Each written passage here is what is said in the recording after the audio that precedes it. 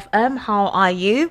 I hope you're doing okay. So, yesterday evening, we were quite excited that it was going to rain, but it just tempered the weather a bit here. So, it was cool and breezy.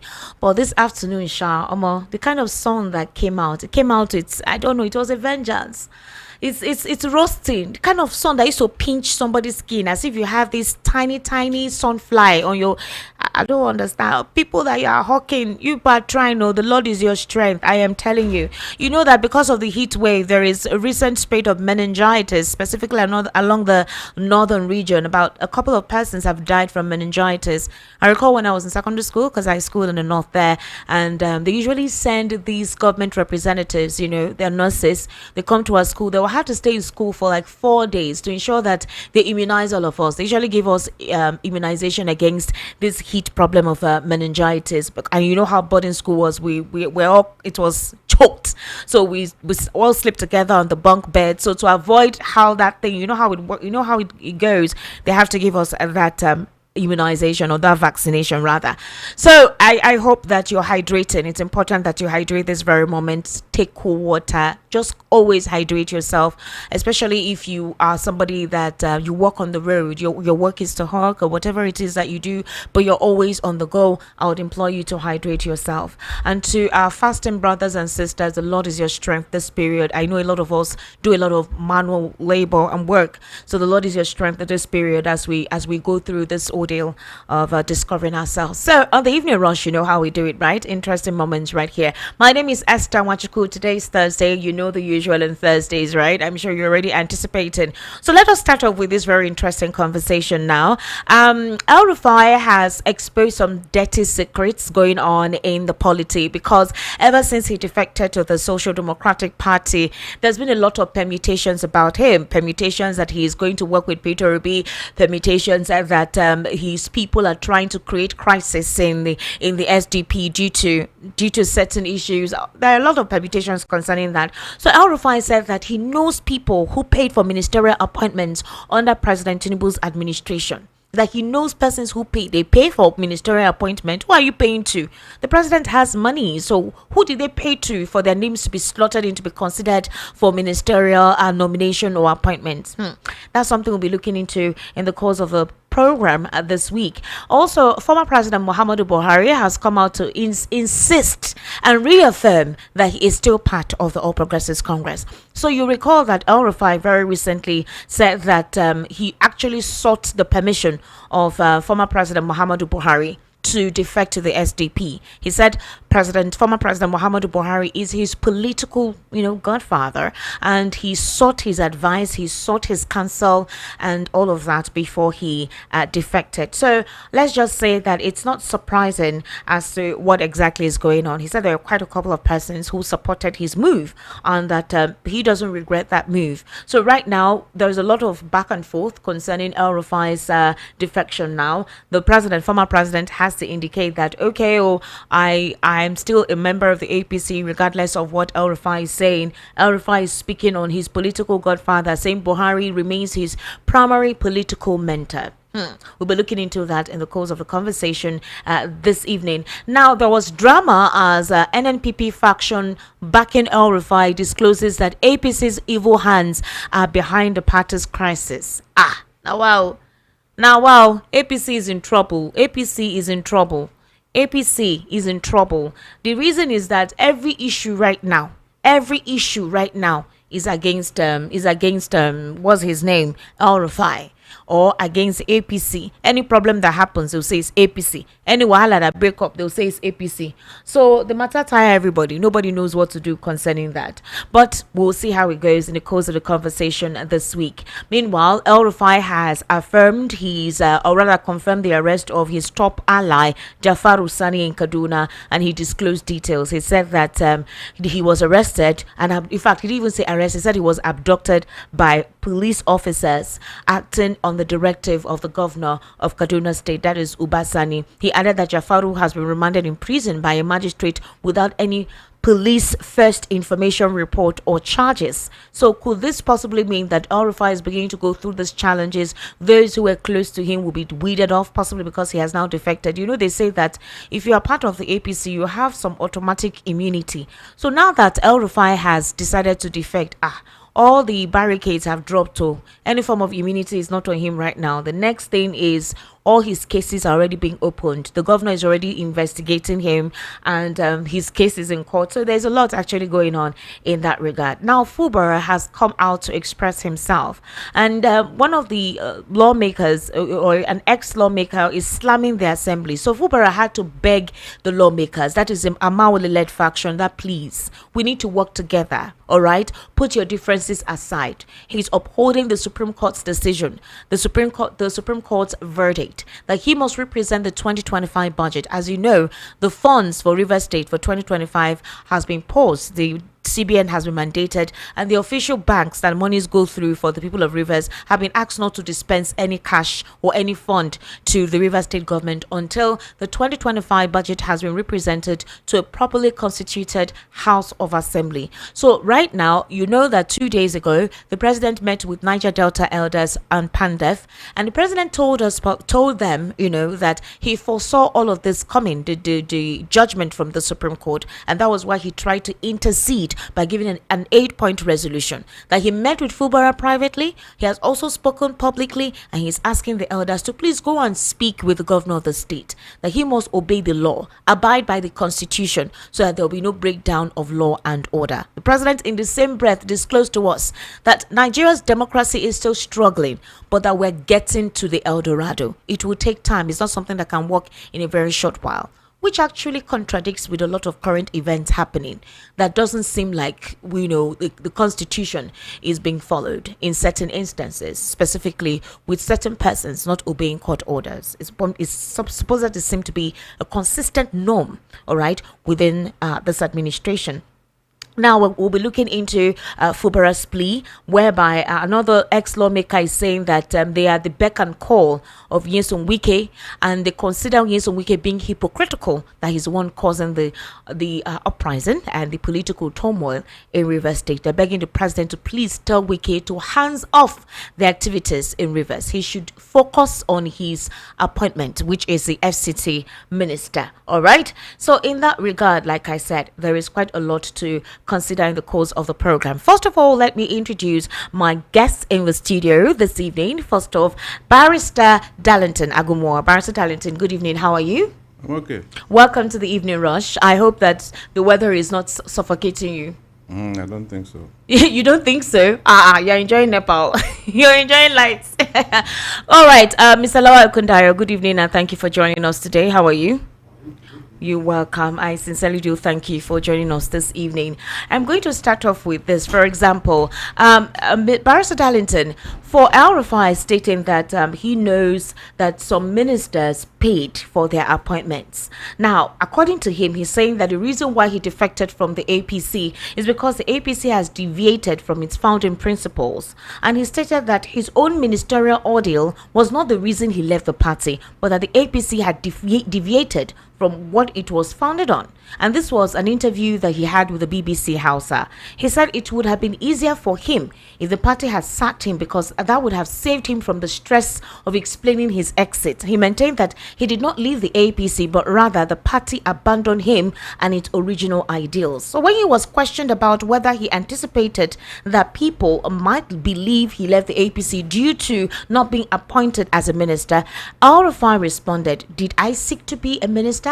I know people who paid to get ministerial appointments." According to him, he does not regret supporting President Bola Tinubu's ambition, but that he is disappointed in the way he had been treated, and that the APC had become a party where personal interests now dominate governance, making it difficult for those who worked hard for its success to be recognized or rewarded. Hello, Barrister Darlington. Yeah, That's basically, I need your reaction to that. El-Rufai should be talking now because he has been given a soft landing by APC. If we are to go by his antecedents, he should be somewhere now cooling his head. What he did in Kaduna is nothing to write home about. his extremist views and fanatical approach to issues is nothing to write home about. So on what basis will he be talking now? Look, I will advise him, let him do what he's supposed to do and stop all these talks. Anybody who wants to carry out any action will always find an excuse somewhere. I mean, when they sabotage PDP, did they not give the same reason? They gave the same reason. So what is all this that APC have left the original? You didn't know before. Did you people even have any original plan? APC never had any original plan. So it's like a pot calling kettle black. Is El-rufai a better human being? We're only trying to manage the Machiavellian principle of the end justifies the means. That's just what we are trying to do here. It's not as if El-rufai is a better person, because we know what he did in Kaduna. So what is he now saying? What he did in Kaduna as a governor, is this something that you should emulate? Everybody will find a job to deceive the gullible public. We're only saying that instead of what Tinubu is trying to become now, let people gather together and then make sure he does not continue from where he is. That's what I'm saying.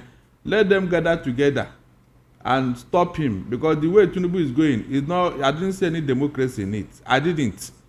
This is a man who claimed he fought democracy, but look at what is under his watch. All our institutions have been destroyed. You can't call what we are now as a democracy. It's not. Even Tinubu knows. The one that annoys me most is what is going on in Rivers State, which is at the head of it. At the head of it. So is that what you call a Democrat? So please let them not come and tell us that the APC have abandoned their. Did you even have original plan from Buhari to Tinubu? Can El-rufai tell us that thing that Buhari did so well that Tinubu is not doing now? So you can see they are all the same. Let him not come and tell us so. We're only saying that instead of what we have now, please, people should come together and make sure Tinubu does not continue from where he is. Because the way he's going, he wants to just grab everything, snatch everything, and even run with it. Everything now in his kitty. Everything now is the pocket of Tinubu. Is that a democracy?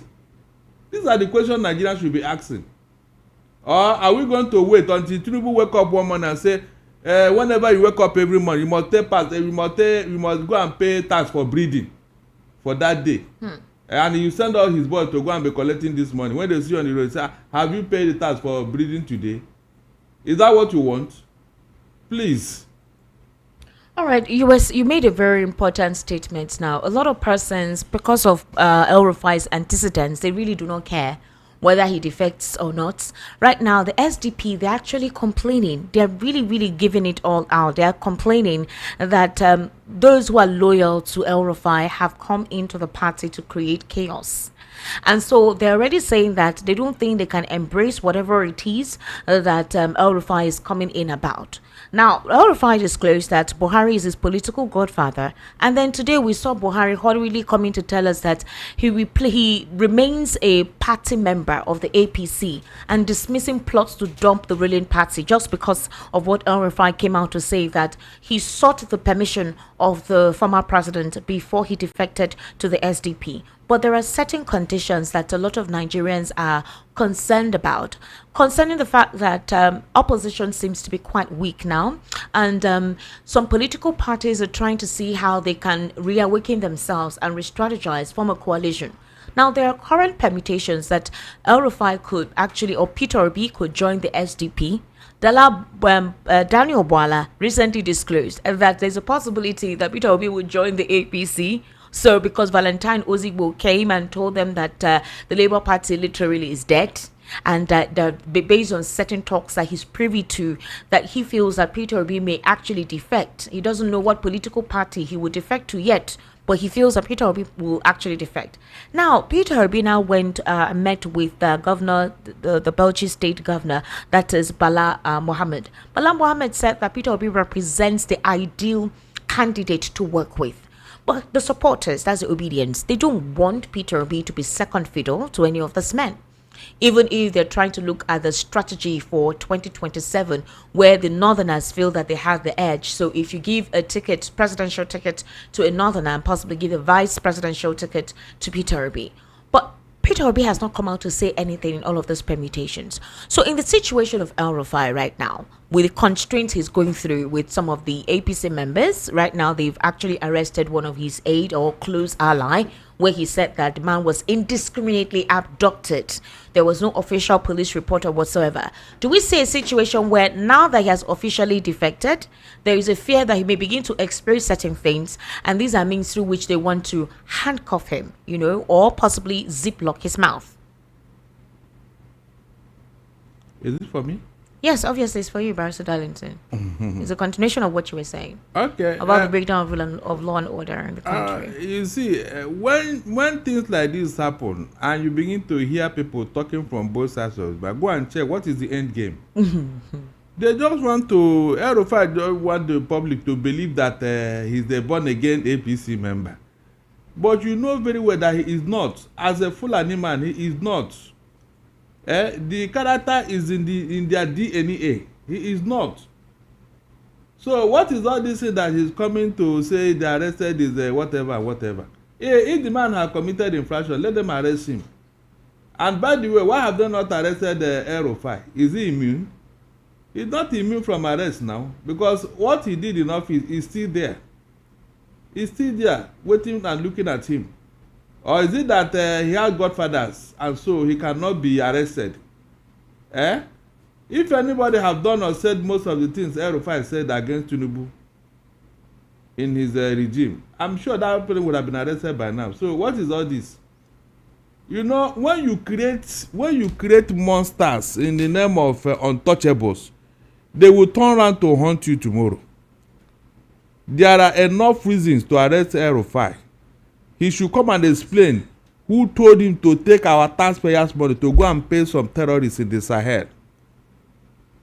He should come and explain to Nigerians. Is that not a criminal offense?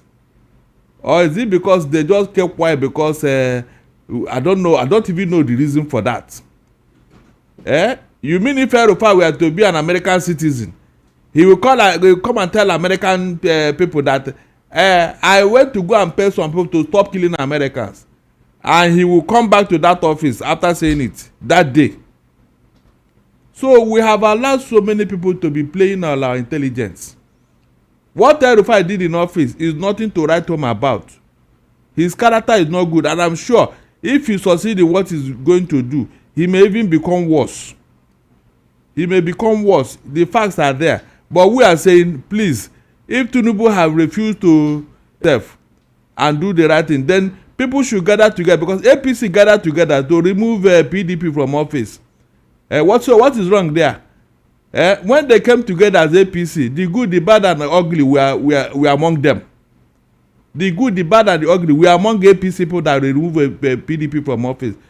So if the same group of people gather together against APC now, I don't see anything wrong in that. The only thing I blame is the Nigerian people who refuse to ask questions.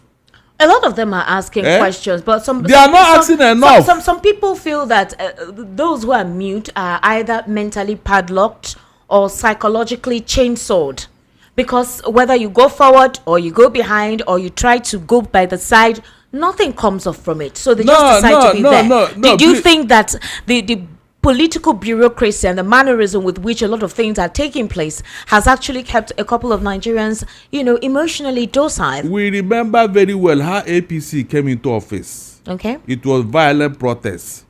It was criticism. It was propaganda, gossip, lies. We saw it now. Before 2015, when you saw what they did in office. Please look around you. Is anybody doing 1/4 of what they did? Look around you. Is anybody doing 1/4 of what APC did to come into office right now? So what do you think is going on? Was it not the same people that came together to form APC with their propaganda that are still in Nigeria today? Or have all of them traveled to the moon? Why can't the opposition do the same thing now? Because APC have provided enough evidence to criticize them. Enough evidence. You told us you remove fuel subsidy, but you are paying subsidy as of today. The facts are there. We have discussed it somewhere. What does that tell you? You told us that you have increased tariff in electricity. Yeah, there's no light. You are just extorting money from Nigerians in the name of providing band A people. What is the light? All this, you mean is not enough to ask APC and Tinubu, what are you people doing? It is when you allow yourself to be deceived that the deceit will set into your life. But when you say, no, I don't want the deceit, you put your foot down and say, no, this lie is enough. When he gathered from you to the other day in Abuja and was telling them he removed 12 subsidies for their future, the youth did not ask him which future, because you are still paying that subsidy up to today. Which future? The 7.7 trillion naira you want to pay to NNPC, what is that for? What is that for? And you told us you remove it for our future. These are questions Nigerians should be asking Tinubu, so that we don't know whether he's actually leading us well or not. Every time you heard what Obasanjo just said about Lagos Calabar Coastal Road. Yes. These are part of a good leader. These are part of good governance that nobody is questioning. Imagine if APC were to be in opposition and all this is going on. In fact, you don't need to be told what would have happened. They would have written to the UN, to America, to UK, telling them how some people have plundered Nigeria, how some people have destroyed Nigeria, how they have stolen all the wealth. They would have been doing that with Eli Mohammed, leading the pack in propaganda. But look at, they just kept quiet. With all this staggering evidence before us, nobody is questioning what Tinubu is doing in office. So when some people are talking about whether SDP, they will come there and cause problems, it is when you allow it. I remember when the son of Abacha wanted to become contest governorship in Kano, Mohammed. It was Buhari that told him, no, we don't even want you in our party, not to talk of contesting governorship election. Will SDP allow somebody like Wike to come into their midst? Will they allow somebody like Abure to come into their midst? So when you don't allow something, it will not happen. APC now, there are people that cannot receive in their midst. You know the people that are jumping into APC, people that are sinners according to Oshomole. Yes, now he said if you have come into there, your sins are forgiven. So that's why I asked you. I said now that El-rufai, those close to him now are coming out. So, could it be that is basically what it is? Of course. So if SDP allows such a thing, I will be here to tell them, sorry, I thought you people who had the direction. I never knew that you don't know what you are doing. You saw what they did in Labour Party. You saw what they did in PDP. And you now want them to do it again in SDP. That means you don't even know what you are doing. You don't know what you are doing. Are you not man enough to say, no, we don't want this person? Freedom of association is allowed in Constitution. But is it all associations that are acceptable to you? Can you say because you want to associate, therefore you go and join armed robber? I say, after all, I am free to join any group I like. Can you do that when you are not an armed robber? The say birds of the same feather flock together. If you truly want to rescue Nigeria, select those who have the mind, who are patriotic, who want to do this job. That's what we are saying. You cannot tell me that the APC will infiltrate all the parties. It means that there is nobody in that party. You be looking at them, checking them what they are doing. Whenever you see anybody that you in fact you send him out of that party. After all, like we have seen people that the APC sent out of their fold, like Aregbesola. They sent him out of APC because he was doing anti-party activity. You can use the same weapon now. If anybody come into SDP now and want to mess up, send him away that you don't want his kind. He is a saboteur. It's as simple as that. Since the PDP refused to do that to Wike, and the Labour Party could not do that to Abure, you don't want such a person. In fact, he didn't fit into our own ideology. It's as simple. Let him go to the highest court in the world. You have sacked him. That's what I'm saying. All right. Mr. Lawal Ekundayo, how are you?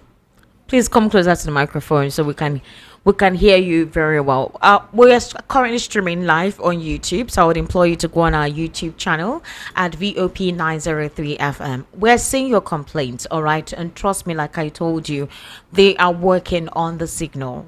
I know a lot of you are complaining that the signal is faint. Yeah, I people called me that they are not receiving us. Yes, So. I sincerely do apologize. It's being worked on. I can see all your complaints on YouTube. We are so sorry. It's something that is endemic and it requires a lot. So we need to ensure that once everything is in order, it remains so, and we don't have any form of disturbances with our frequency or with our signal. But we are currently streaming live on YouTube, and I know how data has become quite expensive, but for now you can do that, or you can go onto Radio Garden, search for 90.3 FM, iTunes and TuneIn. All right, we're streaming on all those applications, those platforms, so you can listen live to the program, and then when it's time for you to react, you can react. If you cannot call in, you can send WhatsApp messages. But once again, we are so sorry. We sincerely do apologize. Mr. Lawal Ekundayo, what a lot of Nigerians do not know is that President Bola Tinubu and the former Kaduna State Governor Nasir El-Rufai had actually parted ways long before the 2023 general elections. In fact, whatever political relationship that existed between the two hit the hard rocks shortly after Muhammadu Buhari emerged president in the 2015 presidential election. This is a compilation of a report that was following the relationship between El-Rufai and the president. Now, according to El-Rufai, it was the president that called him. For him, one of the reasons he supported President Bola Ahmed Tinubu was the fact that there was a promise made that after Buhari's tenure, power will come back to the south. And that was in order to ensure that there was no chaos or any problem. That was an agreement. So he showed that support to President Bola Ahmed Tinubu. Then the situation about ministerial appointment, he revealed that it was the president who promised to give him a ministerial appointment. In fact, the Minister of Power, something like that. That he doesn't know, but he has noticed that there are political power grabbers within the president's cabinet, and he's giving them that attention. But if the relationship between the president and El-Rufai was flawed since 2015, that Muhammadu Buhari emerged as a president, if you recall, after Muhammadu Buhari emerged as a president, because of the partnership or the coalition between the CPC and the former, is it Action Congress of Nigeria, right? Yes, that they merged together. So it became a difficult thing for Tinubu to have access to the president then. Nigerians witnessed the cold shoulder, having access, visits, and all whatnot. Even some appointments at the federal government level. The current president couldn't nominate, his requests to actually have access to the president then became difficult because some cabals, according to what a lot of people used to say back then, created a barricade. So a lot of close associates that enabled former President Muhammadu Buhari to emerge as a president couldn't have access to him. But that the northern oligarchs did not mind because their brother was the one in power. The question now is this: El-Rufai coming out to make all of these disclosures about the fact that some persons paid for ministerial appointment, the APC has deviated from its founding principles and whatnot. Do we see it coming from a less biased perspective, or do we see it as someone who is being stung for not being part of the president's administration or for being sidelined? I would say everything you have said counts. Everything? Yes. Wow. Then let me start. What I will not, I want to speak about first is the issue of saying that APC has derailed from. You've deviated, yes, from his founding principles. I don't believe that. Okay. What is going on is exactly the principle, what APC wants. It's the agenda. Go and look at it now. During their protest, everything, when Buhari came on board, he changed everything. In fact, he said he was not even aware they were saying all those things. The presidential candidate saying he wasn't aware that they were making giving all those promises. You get? They were telling us fuel will go down, it's supposed to be $50, supposed to be $100. You get? And when he came on board, it was a different music. Okay. That's Buhari in his first time. And then Saraki did a lot to checkmate him. Okay. But they got the man out, along with some of his people out, and then they had a field day with the old rep in the second term. Now, what Buhari did then, what's the difference between what Buhari did and what we are experiencing now? Okay. I don't really see any difference. The whole thing is still following the same trend. I've not seen any turn back. I've not seen any difference. The Buhari met fuel at what petrol at what amount. And it has not come there. Keep going up. You remember when Yaradua came on board, he actually dropped the price like some few naira. Do you remember? Okay. When Yaradua came on board, the fuel came down. You remember? Yes. Yaradua actually had good ideas. He had good ideas. He told us that this thing, you get it, this problem we are facing in Nigeria is man-made. It's a problem that the ruling class are aware of and they are not ready to take it out. That is what Yaradua proved to us. Because when he gets into office, you see things stabilized. He even brought on his own. Without any protest, he brought the fuel price down. That was a clear message to Nigeria that Nigerian problem is solvable. But when he left office, what did we see? Everything began to go up again. And then, like I said, what is different with what Buhari did? What's the difference between what Buhari did and what the present administration is doing? It's not different. It's still on the same trend, still moving on the same way. So the agenda of APC has not been derailed. It's still the same agenda. They wanted power, they got power, and there was nothing they want to. They have no other plan except to get power. Now that they got power, they are now playing at random. Everybody's now grabbing whatever he can get. That's why the Senate say they say that anything the president present they will sign. How can a checkmate, a board that's supposed to checkmate, be saying that? Look at what is happening in America now. The moment Democrats are in power, you see the way the Republicans will show them that we are also they will scrutinize everything. How many times have you had about shutdown of government in America? Because they will have to scrutinize everything very well. They have to look at it very well. You have to plead your way. You have to fight to be able to get this thing. So if you are not brilliant, you cannot be there. If you don't know what you are doing, you cannot be there. Have you ever had government shutdown in Nigeria? Because it's business as usual. When the president gets into office, every other thing is his property. He owns everything. He owns but what you're saying right now, it contradicts what the president said 2 days ago when he met with Pandef and the Niger Delta leaders. The president acknowledged that our democracy is still crawling. There's still a lot of porosities and vacuum being experienced within our democracy. But that the Constitution, which represents the fulcrum, the principles that guides the country, any country whatsoever, must be obeyed in reference to what transpired and what is going on in Rivers State, the Supreme Court verdict. In the same breath, the president acknowledged the Senate president, that he's a good man, he's doing a good work. And he actually, complimented the senators for standing by the Senate president, which we saw today that the Senate today actually implemented a vote of confidence. They announced a vote of confidence on Godswill Akpabio. So when you have these conflicting statements coming out from the lips of the president, considering what you know is the main reason for the political turmoil or volatility in Rivers State, you are not addressing that problem, which is obviously the FCT minister. How do you expect Nigerians to always believe and accept whatever the president says? If you say that the constitution must be upheld, if you say that we are not yet at our El Dorado, but the administration is working on it, but we're seeing offshoots of disruptions in our judicial process, almost like the process is handicapped or the process is stifled or being controlled by somebody. Even you yourself interceding before the court judgment comes up. You saw what happened in Lagos State. You saw even the River State situation. How do you now expect Nigerians to accept, understand where he's coming from when he speaks like this? Okay, do you remember when the president went to I think Germany and said that he removed fuel subsidy? And we know that you don't, and he was saying it over there as if in that country they don't pay subsidy. Germany subsidized almost everything. I remember when the Ukraine war started, they subsidized train. You get it? They subsidized train. Their own third class, they subsidize it You can take that to that place. It's like you are paying almost nothing. The same country that is subsidizing.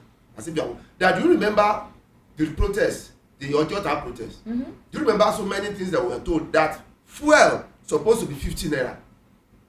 Do you remember? They told us fuel supposed to be 15 naira. That Jonathan was not doing a good job. Now look at the difference between their statement then and what we're experiencing now. They could have left Jonathan and said, since our democracy is crawling, they could have left it for Jonathan now. But you told us that Jonathan is not doing a good job, and you came on board. Now the thing is this: between Jonathan government and the present government, which one is better? Everybody will say clearly that Jonathan's government then that we were even complaining about is far better than what we are experiencing now. We could have left Jonathan now. We could. So what are they telling us? What? There's a problem. We know there's a problem in Nigeria. We don't elect our leaders to come and worsen the condition for us. But yet it now is worsened. Companies that you can easily get jobs from them are leaving. I said some time ago that if you say you are winning a company's back, what about those who have left? How many have left? How many have you won back? How many? You're supposed to retain those ones that are here. Is that not it? And have those new ones to reach. But the ones inside are already leave. What's the assurance that those ones that are coming will not leave? When those that are inside are not feeling happy and they are leaving. So, all right. It's a contradiction. It's a contradiction. Okay, look at our. Where's okay? Let's face the National Assembly. Okay. You are passing vote of no confidence on somebody who has an allegation. No, vote of confidence. Vote of confidence on somebody who has an allegation of sexual harassment. And that means you are telling the person that is normal for any one of you to do, or you are all doing it. But you know that the Senate President discountenanced that allegation. The issue is the fact that the way the House went about it was unconstitutional. They didn't even go through the process themselves. So they derailed. They derailed from the process of conducting fair hearing and denying Natasha Akpoti an opportunity for her to present whatever it is that she said she had against the Senate President. But if the Senate, the House, is saying that they are backing up the Senate President, and regardless of whatever it is, just to bring insanity, do you think that the president cares about it? I mean, the president just complimented him, so do you think the president cares about what anybody is saying concerning certain social lifestyles or moral lifestyles of some persons? Well, the president has said that, I mean, the Senate said that anything the president presents, they will approve. So what do you expect? You get what I'm saying? When they said anything you present, we are going to approve. And that's what they've been doing. They've not really been scrutinizing anything. Even the budget, there are so many discrepancies in budget, and then they are not even bothered to look at it. Okay. You know, when Ninji was suspended, so many, that this budget, there's an issue with. I even heard there was a case in which they invited the IG. The IG was reading a paper, and it was contrary to the one they presented to some members of the committee. Some of them walk out. It was live. Now, all these things shows that Nigeria is divided into two. Okay. Into two? Yes. It shows that it's only into two. No, let me just say that politically. When it comes to Nigeria, there are two sets of people. One set are the carcass of the people who rule us. Who lost? Who rule us? Who rule us? Okay. That's one Nigeria for them. Okay. So when you belong to their carcass, you are in one type of Nigeria. Okay. That has its own constitution. You get? When you are the masses, you have your own separate constitution. Really? Yes. So the constitution is different from. No, they are two constitutions, because if you see them not obey the constitution, they are telling us to obey the constitution. Then we have two types of constitution, just like they have in the assembly, in the Senate, in which we saw clearly that the Senate are breaking their own rules. And they are punishing somebody who broke the same rule. And all of you get what I'm saying? That means there are two rules there. There's a rule that catches some set of people. You get? And there's another rule for another set of people. Are you getting my point? I'm getting your point. There are two rules in the National Assembly and in the Senate. The Senate. And these rules are unwritten. They're not on paper. It's written. It's written. Oh, but the thing is, there are clauses here. Okay. Which they form among themselves. The clauses is that as long as you belong to us, these rules is not applicable to you. Interesting. You get it? Interesting. Yeah, because okay, look at it. Are you when you have even in court, if you come up in court and say that, and you are able to prove that that judge has an interest in that, is biased, automatically the judge will step down. It will step. He will recuse himself from the case, isn't it? Yes. Because he has shown that his judgment will not be fair. All right. Now, the same Senate president that they have as an allegation, the same person is the one you are presenting. He's going to oversee what you have against him. So how's that going to work? Okay. So you can see what. That's why I said in Nigeria we have two constitutions, we have two rules. Interesting. One constitution is for the ruling class and the other one is for the masses. That's why Oshiomhole said the moment you become one of us, he said it clearly. Your sins are forgiven. Your sins are forgiven. All right, Barrister Darlington, let's look at this. There are permutations of Peter Obi and El-rufai, permutations of Peter Obi working along with Bala Mohammed. Now, Bala Mohammed expressed readiness to work with the presidential candidate of the Labour Party in 2023 to provide good governance to Nigerians. Now, when the permutation about Peter Obi and El-rufai came up, a lot of people were not in support of that combination due to, El-rufai's antecedent. Now, Bala Mohammed is coming out to say, when they had a closed door meeting, to say that he would like to partner with Peter Obi. In all of this permutation, Peter Obi has not come out to say anything. Valentine Ozigbo disclosed very recently, whereby Daniel Bwala came out to say that there's a very strong possibility that Peter Obi would defect. So in all of this, will I say political chessboard, happening amongst the political bureaucrats and all whatnot, is Nigerians' interest in the middle of all this, or it's just for personal interests or personal issues? Because Peter Obi says he's going to only work with someone who has the mind of the people, someone who is in connection with his principles of democracy, proper democracy, actually. Unfortunately, Tinubu has provided the weapon to attack him, because his governance and leadership is nothing to write home about. I cannot sit down here and tell you one good thing a Nigerian can say, yes, this is one good thing Tinubu have done for us. Okay. We cannot. Nobody can come and say it. It's all about propaganda, deceit, double standard. Check all the things they are telling you. Which of them is the truth? None. They will come and tell you prices of things are coming down. Is it all of them? Is it all of them? Maybe because there is fasting going on between Christians and Muslims, so people are eating less. Definitely, the price of condiments and household this thing will fall down. Definitely, because people are eating less now. The two religions are fasting. Okay. Is that why you come and tell us that prices of whatever is, especially all these perishable items? If they stay too long in your hand, they will be destroyed. So people want to sell it off. Is that what you are using? Why not go to the core of the matter? Those ones that will impact on every Nigerian. Those ones that are very critical to our life. Go there. Tell us. Just last week, somebody was criticizing him for opening the border to bring in food. And for that, they say prices of food item is falling. The food they brought into Nigeria, are you the one that produced them? Your own farmers are in IDP camp.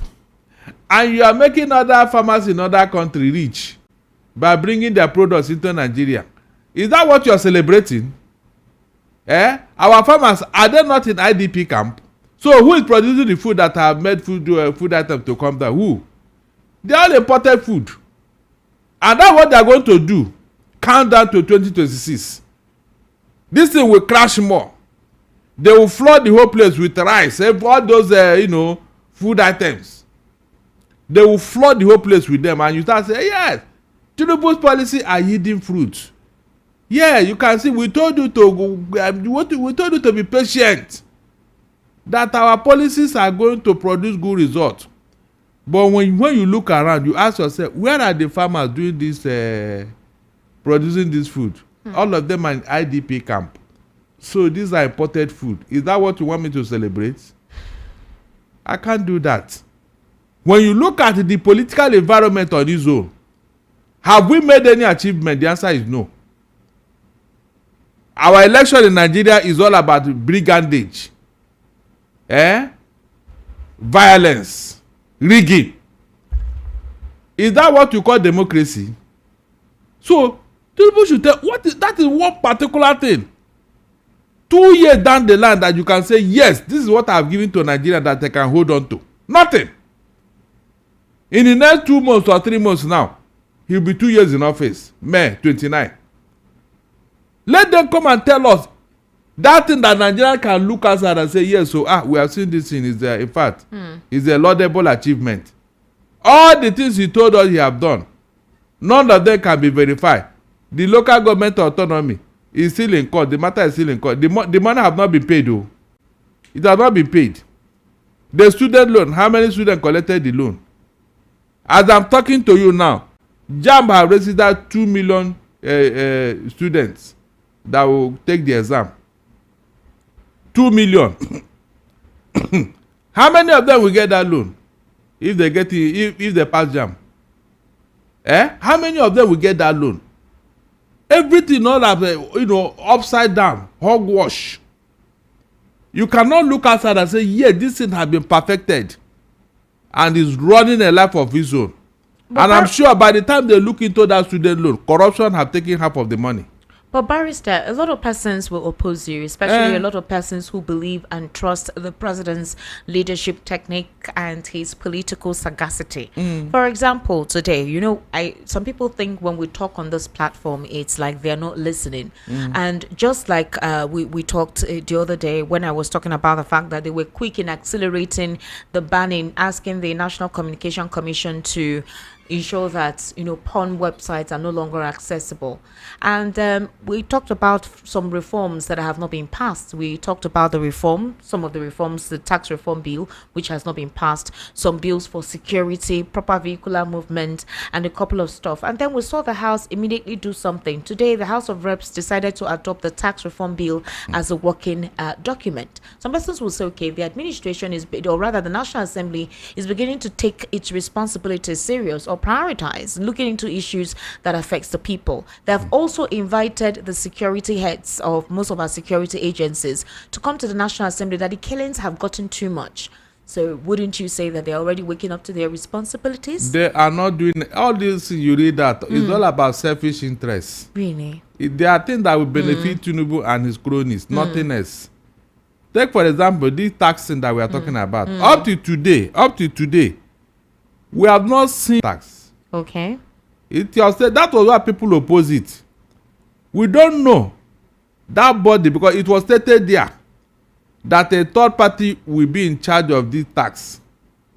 Who is that third party? Nobody is aware. Nobody knows. Or is it this person that they brought to replace a remitter? Please, what wrong did the remitter do? Because remitter had been working perfectly. Buhari approved what remitter was doing.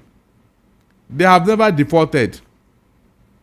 So why did you bring out this other new body and say in the next 3 months or so, remitter will now hand over to them and all that? Who are they? Where are they coming from? Whose interests are they representing? Because we saw what happened with Alpha Beta in Lagos State here. We saw what happened with it. So what are you now saying? Nigeria, we saw what happened with subsidy removal. We saw what happened with NNPC and Oando. Who are benefiting from all these things? Who is that person? Are we now supposed to ask questions? So when they are telling you that don't so, go and check. It's for their own interest. By the way, the NECA and I think LCCI and the Manufacturing Association of Nigeria, they told you that 7.2 million businesses have closed down in the last 2 years. 7.2 SME, medium and whatever. all those businesses closed down. And mainly because of what? Power, electricity bill.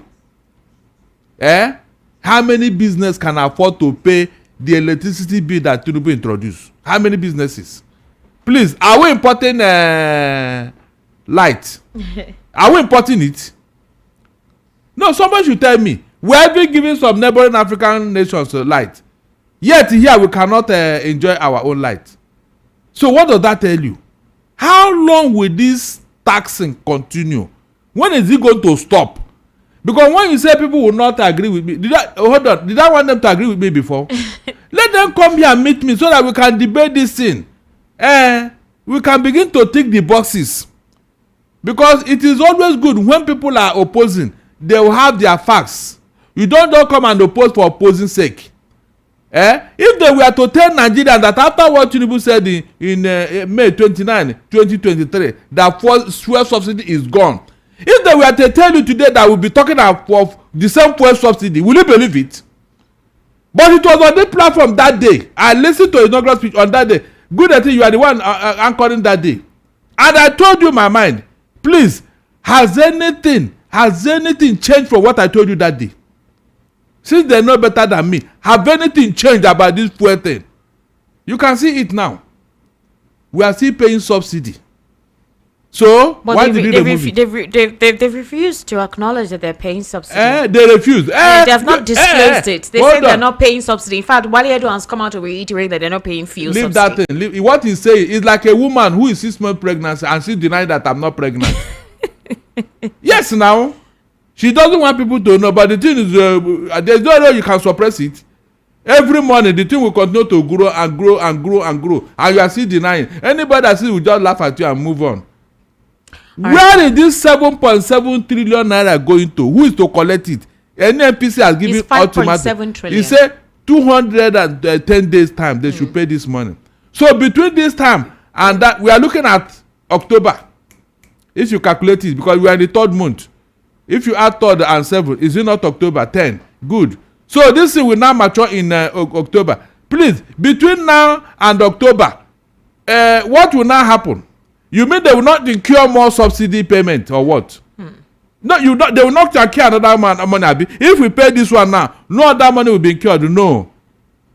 By October, they will not bring another bill for you to pay. The one they incurred for the last 7 months. And you must pay it. So, who can now come and tell me that we are not paying subsidy? Who? But the president just admitted that our democracy is struggling and his policies are working gradually. We will not get to that El Dorado. We need to work collaboratively and be patient for the El Dorado to be achieved. So wouldn't you say that you're being impatient or your expectations are too much within a span of just 2 years of his administration? Are you serious? So Nigeria started 2 years ago. You mean Nigeria? When this foundation they are laying for Nigeria, when will this foundation be finished?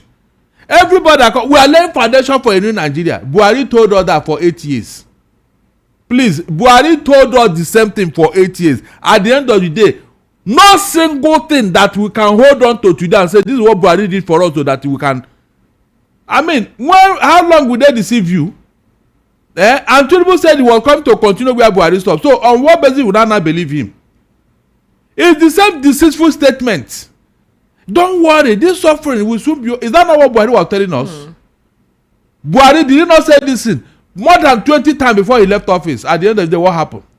Nothing to hold on to, nothing.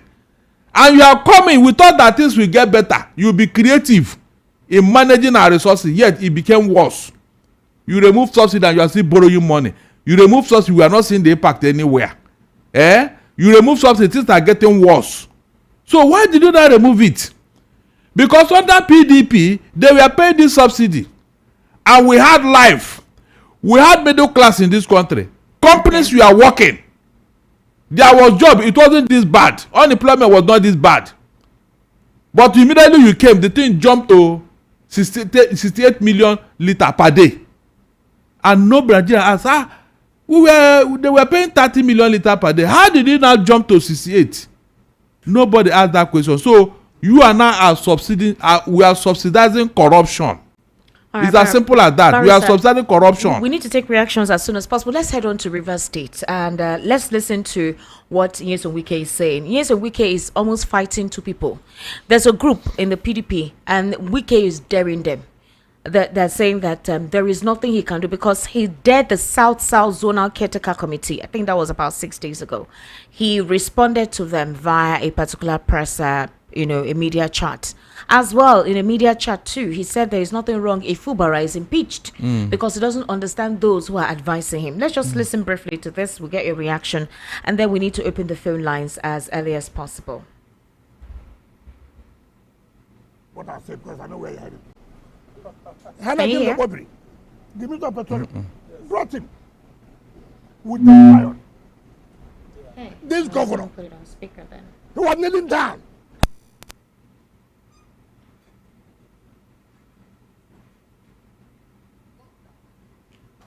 The governor, don't do that. Today, you go and call a meeting, South Zone, in your house. Minister of Health will not be there. Zonal Committee will not be there. Senators will not be there. National Assembly will not be there. If your politics is played, something you can still achieve if you have the tax. Something you can achieve. Now you go and cause problem.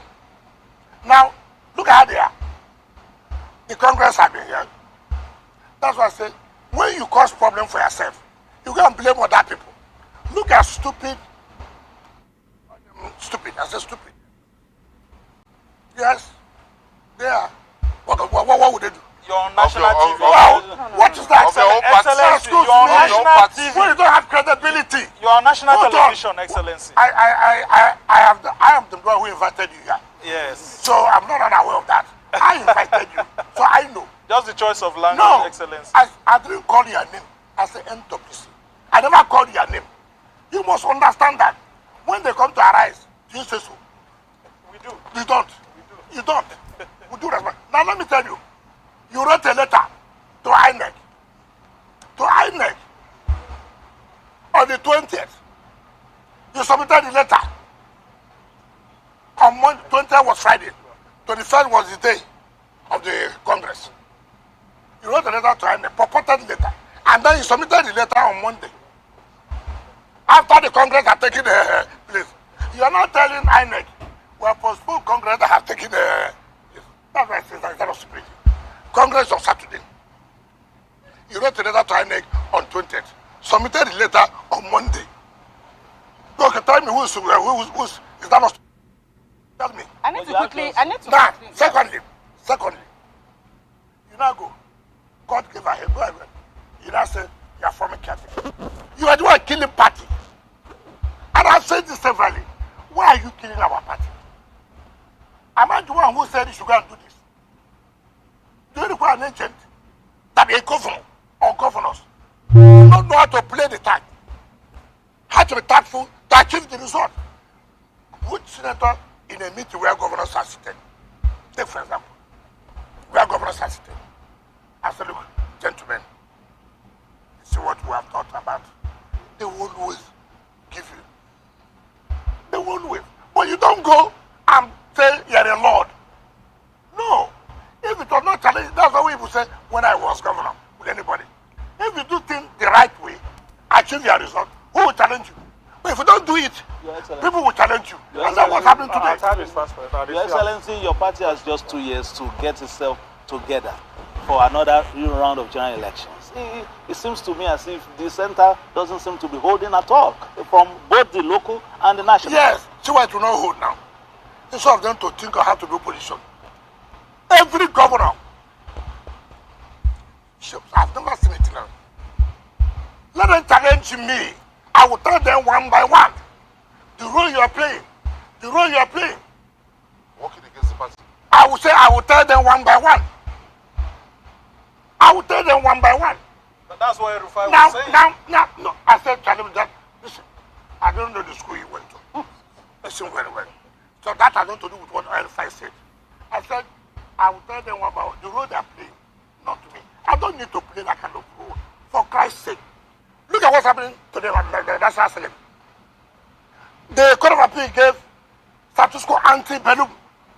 What is status quo ante bellum? before the hostility started. Go back to where you are.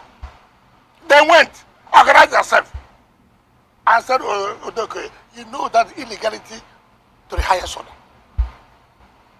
And I was watching a governor came to my house. I said, you're a lawyer. Is that what you are taught in law school? I can't believe this. All right, but Barrister Darlington, I'm sure that you're not surprised hearing how Nyesom Wike is speaking, and the fact that Rivers people are calling for some form of sanity. He also warned those who are threatening to, destroy the pipelines, that they had better be careful because of the Ijaw group, they are a minority, sort of. He made such a statement. How do you react to this? It is unfortunate that Nigerians have allowed Wike to go this far in infamy. I was thinking that by now people should be calling for Wike's arrest because he's causing breach of peace in Rivers State for no justifiable reason. Each time I hear pro-Wike lawmakers, I ask myself, on what ground? How? Is it the owner of Rivers State? Did he buy Rivers State? Did he create Rivers State? I mean, when you look at certain things, you ask yourself, what is this rubbish all about? On what basis should Wike be talking tough like this concerning Rivers State? Is the river people owing him anything? What is the root cause of this problem? Wike want to be controlling rivers from Abuja. That the governor should not sign any contract beyond 5 million. And that he should be collecting 25% of allocation of Rivers State people. And the governor said, I cannot do that. Is that not the reason? Please, someone should call and tell me any other reason. This type of nonsense, are you supposed to hear it in a democracy? And Tinubu is aware of the problem of Rivers State. Instead of him to rent the man in as his minister, he was making peace between Fubara and Wike. On what basis? Is Wike the only governor that have left Rivers State? There are things you don't even begin to think about. Seriously, these are part of the reason I don't like this leadership style of Tinubu. What is the meaning of all this thing? You call the Ijaw elders and all that. Yes. And you are telling them obey the rule of law. Please, what rule of law are you talking about? Okay, you called Fubara and Wike and told them to withdraw all the matters in court. The governor obeyed and withdrew his own matter.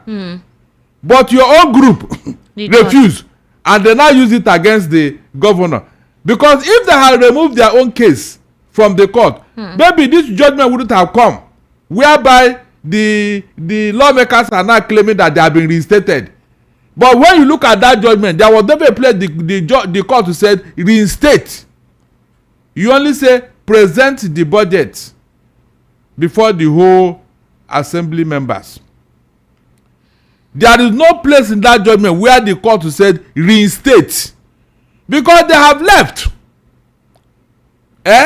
Is it not on record? They have left. Their letter of defection was read before the camera. Is that not enough point? When the same thing happened in Plateau State, please, what did the court do? They said the governor can work with 6 lawmakers. Simple. But Barrister, the absurdity of the situation is absolute disrespect from this Amawale faction. Just yesterday, Fubara wanted to represent the budget. Of course. He was locked out. They Because? did not allow him to represent the budget. We saw videos of the house where they were sitting at plenary to preside. The gates were locked under lock and key. Fubara said he had actually even informed Martin Amawale yes. prior to that particular day exactly. that he was coming to represent. And then in that situation or in that quagmire, Fubara was locked up for quite a while. Security-wise, that exposure for the governor was not even good. The governor was hanging around, waiting for them to admit him into the premises, and they did not. Today, Fubara is pleading to these lawmakers because he needs to obey the Supreme Court order. Since the president just spoke recently to the elders, and Panda said, okay, you know what?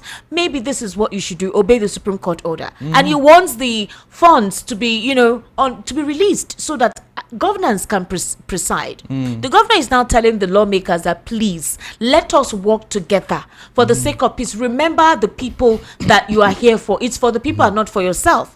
So are we saying that the Martin Amawule faction are waiting for Wike to say, you know what, okay, accept him? Exactly. Is it about them? Exactly. Or is it about the constituents they supposedly represent? Exactly. And that is what I want Nigeria to ask to President Tinubu. You are the one who allowed this minister to be acting in this form. You are the one. You cannot deny it. You can tell Pandef member to go and obey the rule of law. But you are not talking to Wike. You are not talking to Wike. I've never seen where Tinubu reprimanded Wike for what he's doing in Rivers State. I've never seen. If anybody have seen, please tell me. And that is why Wike is growing wings every day, talking tough. Because each time I hear the problem of Rivers State, which problem? Who created it? Who is funding it? Who is behind it? And for what reason? These are questions Nigeria should be asking. Wike finished his 8 years in Rivers State. There was no disturbance. Nobody talked to him. He was just like the lord of the manor. He even called himself hippopotamus from the river. Nobody disturbed him. He now want to hijack a Rivers State and put in his pocket. Every month, Fubara will come and do account for him on how much allocation they got. Then he will collect his own. And then he will now pat him at the back, say, you're a good boy, you're a good boy. Or you go back to your office. The same nonsense that Oba brothers were doing in Amara between themselves and Mbadinuju and Ngige. I mean, where will I go? How are we going this route again? Somebody will just wake up because he's being backed by somebody. He will now become whatever. And Nigerians are just watching. You mean nobody can do something about Wike? Or what? If they ask him now, what are you fighting for in Rivers State? What can Wike say? What will he say? Because if not for Fubara, somebody would have become governor. Somebody, he didn't do Fubara any favor at all. Rather, Fubara did him a favor. Because as a counter general, he was the one overseeing Wike's financial infractions. It's Fubara that did him a lot of favor. And I'm sure Wike knows that. So he didn't do Fubara any favor. If you did not bring him, maybe Fubara would have even moved on. Maybe he would have gotten an appointment, a better appointment somewhere. He would have moved on now. So all this time that you brought who? You should have remained there now and do third term and fourth term in office. If Fubara did not get that, somebody would have gotten it. And you don't know whether that person would have been worse than Fubara. You don't know.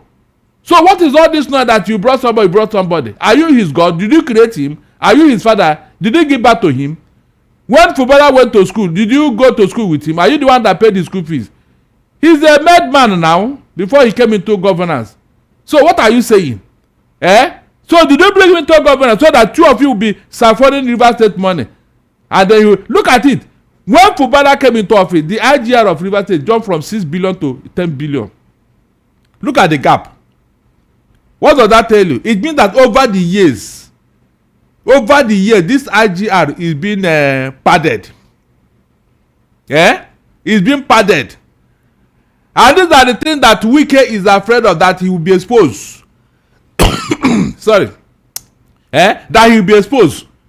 And the man is being honest about how he's doing his thing. Because with this issue of allocation of the River State, he need all the money to pay salaries and all that. Did you hear that they are owing River State people civil servant salary? Did you hear that? The man is paying salary. And he's doing projects. So why can't Wike be so proud that he even brought a man who is working?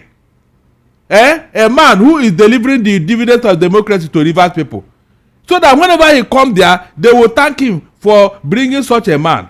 Now look at what he's doing. Destroying everything. Can Wike come to Rivers State and happily walk the streets with what he's doing now? You are happy that they deny your state the allocation because of you. You are happy. And you want the same people to be happy with you. No, you want them, when you come to Rivers State, they will welcome you and clap for you that, yeah, you're a good man.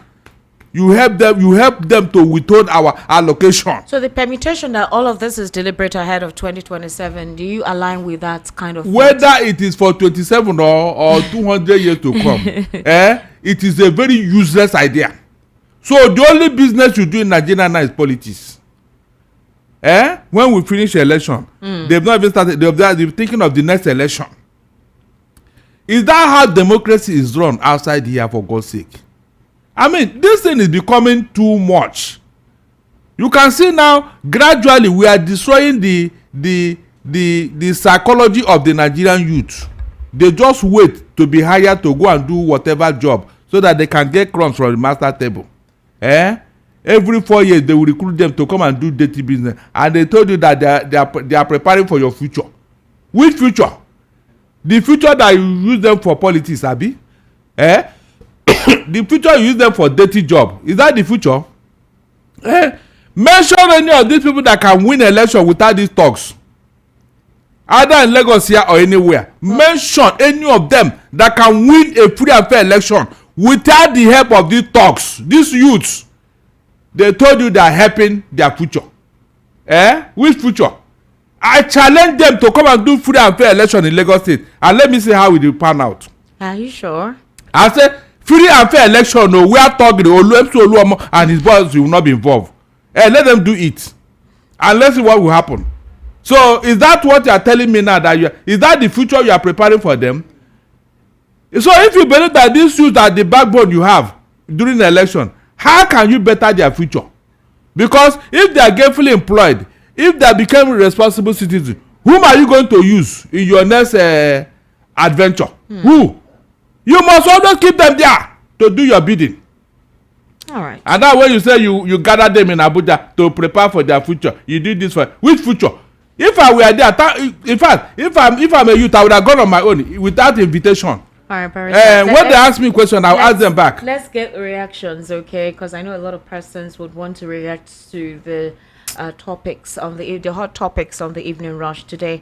My name is Esther Machko. You're currently listening to the Evening Rush. I'm here with Barrister Darlington Agumo as well as Mr. Lawal Ekundairo. It's been quite a heated conversation that we're having here. The number to call is 080-3692-9933. 080-3692-9933. Okay, that's the number to call. And then the WhatsApp number is 0817-1756-38. That's the WhatsApp number there. All right. Good evening. How are you? Hello, good evening, Esther. Wow. Okay. I'm going to have to put this phone on speaker and place you on the mic then. Seem to be having issues through the console. Hello. Good evening. How are you? Yes. Good evening. How are you? Yes. My name is Chike. I'm calling from Apapa. All right. Go ahead, sir. Yes. You see, there are some things we have forgotten about Wike. Okay.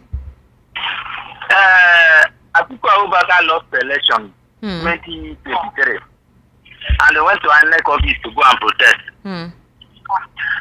Then, what is it called? Wike come out and admit that they used to take hot drink when weather is very, very hot. Okay, so where are you driving at, please? I'm coming, I'm going somewhere. You don't really have the time. You have like 70 seconds. Defumahe defeated to APC, and both of them were quarreling. So Umahe now said that the only problem we have is that anytime he is under influence of substance, that that nobody will control him, even if he is wife. So, hello? You try to understand where he's coming from. Sometimes he's not with the clear eye. That is why he will bring somebody house down and say the heaven will not come down. All right, thank you very much. Because the river people and Nigeria people left him with all this kind of freedom. If not, I don't know who is wicked that will just allow him to operate in this manner. So embarrassing. All right, thank you very much. Is it the Rivers people or the president? Because I mean, who are the Rivers people? If I don't know if you get my drift. Hello, good evening. How are you? All right. Hello, good evening. How are you? Hello, good evening. Good evening, sir. How are you? This is David from Otta. Dave from? David from Otta. Dennis from Otta. Yes. All right, Dennis, go ahead, please. Okay, thank you. I want to tell you one thing. Hello? Are you outside? I'm hearing breeze, or you're breathing on your mic, on your phone, rather. Yes, I'm outside. Okay. Like this weekend we are talking about, and the Tinubu as a president. They are the same thing now. They are the same thing. APC did not win election in Rivers now. We can ring it for the president. So how do you think that the Paris are there? How does he think that the president will be cautioning Wike? He can never caution Wike now. Wike is his boy. It's no problem. Whatever is going on in Rivers is between Wike and the president. So they want to overrun, they want to overtake Rivers, they want to make Rivers their own place. That is why these things are doing like this. So every Nigerian is supposed to know this is the game plan of Wike and the president. You understand what I'm saying? Yes. And this is the problem that is in this country. There is no election, it is selection. When the president went to present... you said there is no election? So the 320 billion naira that was given to INEC was to do what? 350 billion. That one is for their own pocket. You just give it to them for their own pocket. Wahala. There's no election in this country. It's wow. election. When he went to present the budget, what did he tell the senators? He said you are all re-elected. Is that not what he said? Yes. And instead of saying you are all re-selected, he said you are all re-elected. There's no election in this country now. All right, thank you very much. We need to take more calls. Look at what Ababu is doing. Thank you. Thank you, all right. 08036929933. 08036929933. That's the number. Hello, good evening. How are you? Hello, good evening. Good evening. How are you?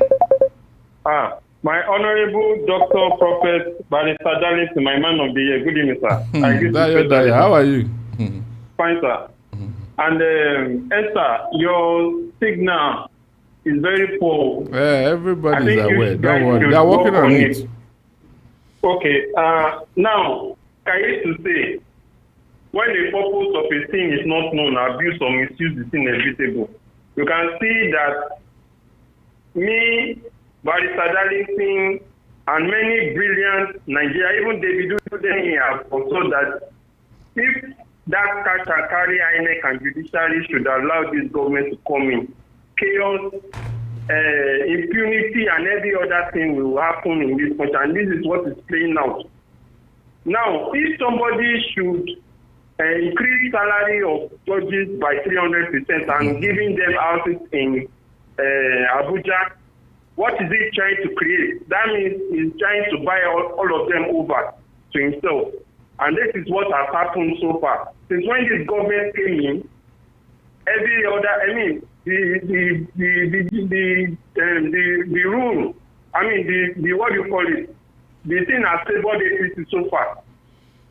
Everything has favored APC. The judge, I mean, the cases has favored APC so far. So you cannot get justice against APC in this, as Nigeria is now. So they have turned this country to a gangster paradise now. See what is happening in almost all the whole country now. It's chaos. And because of 2027 elections, now they are lying, they are doing propaganda. You can't go in with lies, propaganda and eye service and you expect to prosper. You can't. And that's why we are in this nightmare. So now the only way out is maybe El-rufai and if Obi should be the presidential candidate and any other brilliant mind to join him, so that, and we need to seek electoral reforms. We should march out to Senate, let them pass a bill for electoral reform, so that they can change all these INEC and all these their fake rules. I mean, what do you call it? Their this thing. Let them change all their this thing, so that we need credible people in INEC and judiciary too. We need reforms in that judiciary. These people cannot take us anywhere if we allow them to remain the same way all right. We are. Thank you very much. Okay. We need to take more calls. Thank you so much. I sincerely appreciate 08036929933 and the WhatsApp number is 081717563338. All right. That is a number to call. Hello. Good evening. Please, this thing is not clear in first act right here. Hey. Oh, hey. In fact, it's all over Nigeria. It's not clear all at all. over Lagos. We are aware. They are working on it. Okay. That's just what I want to contribute. All right, all thank right. you very All right. much. Earlier in the program, I'd already apologized for that, and I told you can join us on the YouTube channel at VOP 903 FM on YouTube. We're streaming live, and obviously you can actually listen to the program on TuneIn, on Radio Garden as well. Okay, obviously you can listen there. So thank you so much. We're working on the situation with a signal. Hello, good evening. How are you? Hello, good evening. Good evening, sir. How are you, sir? Yeah, fine. I'm fine. You are hearing me? Yes, I can hear you. What's your name, please? My name is Mr. Okemadu. Mr. Okemadu, please go ahead, sir. Yes. Okemadu, yes. I'm speaking from Agoda Sulere.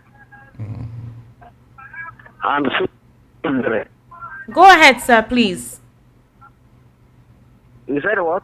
Go ahead. Say what you want to say so we can admit all the callers. So go ahead. We're listening. I greeted everybody within. Hello, sir? I greeted everyone there. Yes, thank you. Yeah. Please go ahead with your contribution. Yeah. You see, I've been listening to your conversation for a very long time. Okay. What I want to say is that, you see, Wike, what Wike is doing is no better known for him because you know all the weight in River State when he was a governor. He didn't want anybody to share that weight from him. But the point is, when he was a governor, what done to help the rivers?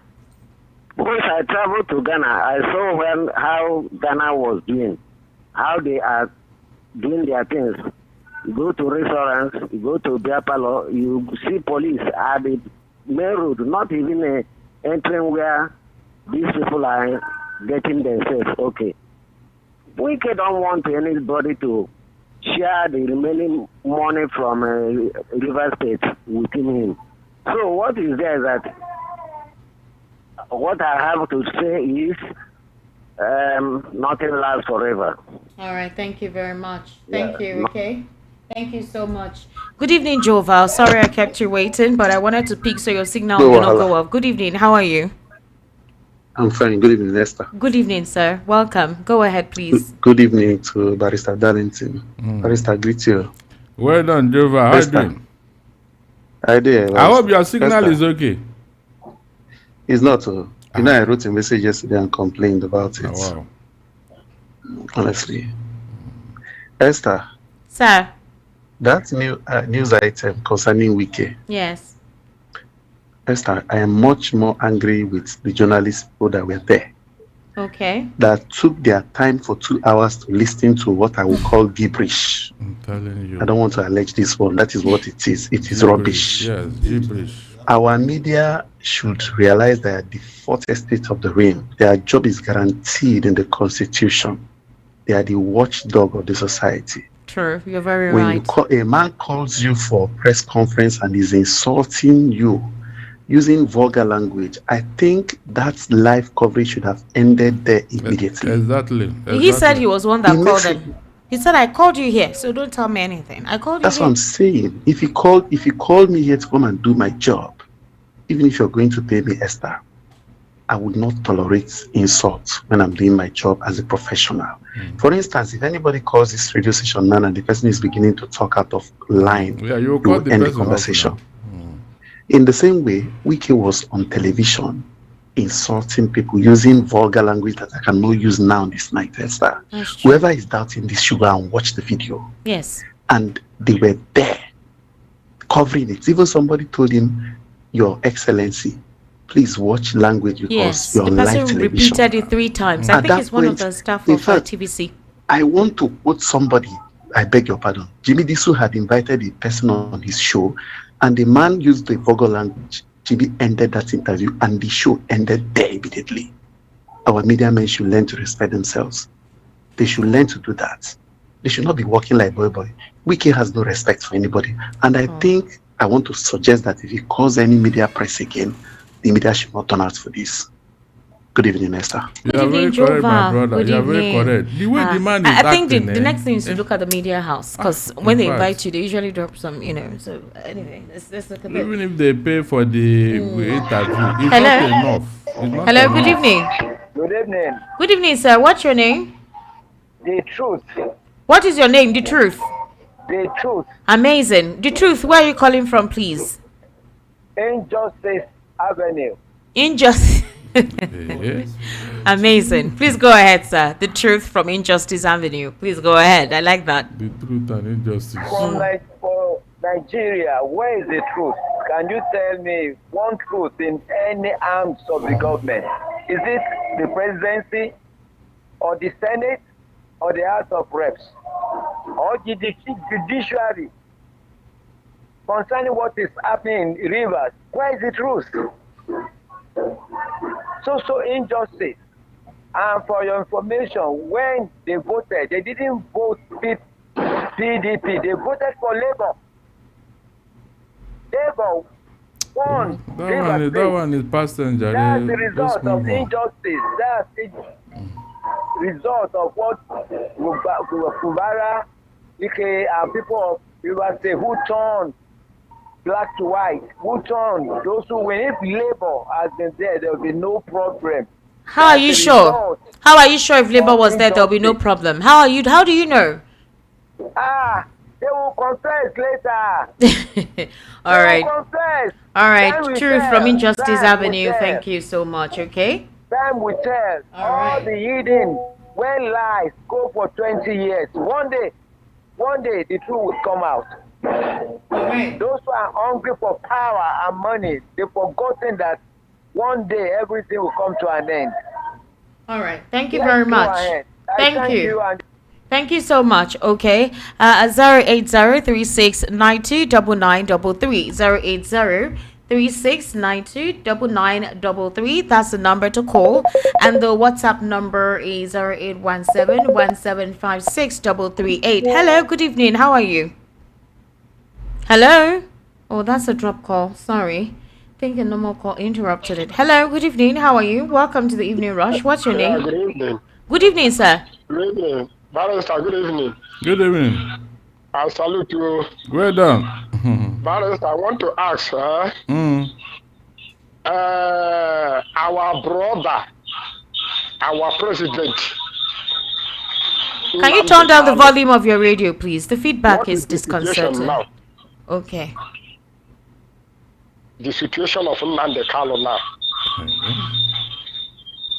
Can you turn down the volume of your radio? The reason why you can hear is that the volume of your radio is too loud. Hello, good evening. How are you? His matter is still in court now. Hello, good evening. Hello. Yeah, hello. Yes, good evening. How are you? Good evening to you. I'm fine. And you? I'm fine. Welcome to the program. Yeah, thank you very much. My name is Vox Populi, Vox Dei. It's my name. Mass Vox Populi, Vox Dei. Please, where's your location, sir? My location is Austria. All right, sir. Please, I am thanking God for you the life God has given to you to come today and to help us to air our views. And especially Barrister Darlington, you will live long. Any person that is pursuing you must to pursue his own death in Jesus' name. Amen. The same thing to you, and then start. Thank you very your much. job. Thank you. So please, I am interested in this very Tinubu issue and Fubara. Why the Igbo people said in that day, and again, there is something. Translation, sound. It's not everybody that speaks Igbo. I know. Yoruba man, I know that you don't understand. I understand, but I just want you to interpret. I know. Okay. Let me speak in English. They said when the mother of the goat is chewing something, the kids will be looking at his face, looking at his mouth. That is how it is. So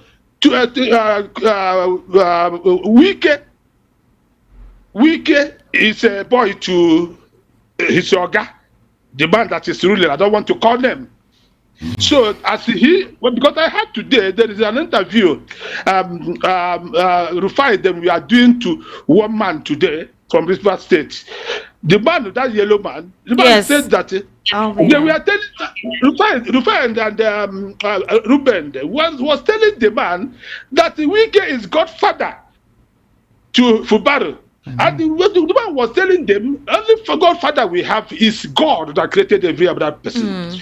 So let me tell everybody, let me tell all Nigerians, it's not everywhere that they should that everybody accept Godfather. It's Wike. When Wike was there, somebody helped Wike there. I'm telling you. Somebody guided the Wike, the Wike rule for 8 years. That man did not trouble Wike for one day. I'm telling you. That man did not worry Wike for one day. But if Wike want to handle River State the way Tinubu handled the Lagos, take everybody, put under his issue. That is why I said that to the adage I said. You see, we shall call what is bad is bad. All right.